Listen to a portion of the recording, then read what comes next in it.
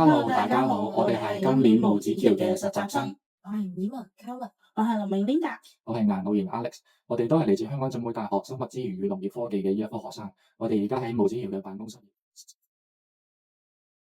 話說，你知唔知6月5號其實係咩日子咧？我知道啊，係世界環境日啊嘛。啱啊！我哋今年嘅主題其實就係為氣候爭分奪秒。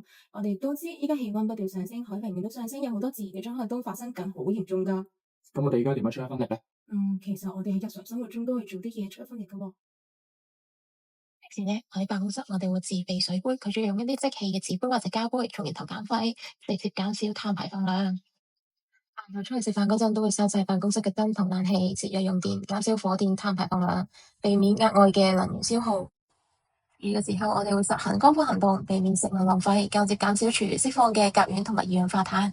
Hello， 大家好，我係無子橋實習生林善如 Selina， 而家喺港大讀緊社會科學學士及法學士3年級。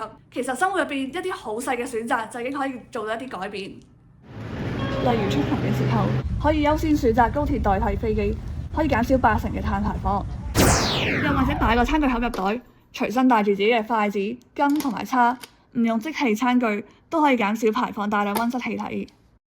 與此同時，無子橋主辦嘅荔椒灣自然管理協議都積極響應世界環境日嘅主題。我哋同一眾熱心機構、本地農民一齊復耕農地，吸引生態物種回歸自然，例如青蛙、蜻蜓、蝴蝶、米魚、水蕨，恢復生態環境，並且間接減碳。當地嘅農民亦唔用農藥，佢用天然肥料同雨水灌溉，減少生態破壞。無子橋實行緊賽馬會環遊八角回收及生態旅遊教育計劃。八角嘅意思係指沙頭角墟同鄰近嘅7條古村，例如谷埔、榕樹坳、荔枝窩，仲有梅子林、甲塘、鴨洲同埋吉澳。我哋喺沙頭角設立咗回收及教育中心，進行活動推廣同促進社區合作，並有3大目標：推動減廢回收、支持鄉郊保育同埋建立綠色社區。呢個計劃會定期舉辦環保及教育相關嘅活動，例如淨灘、回收同生態旅遊，呼應2026世界環境日嘅主題。最後，大家一齊為氣候爭分奪秒。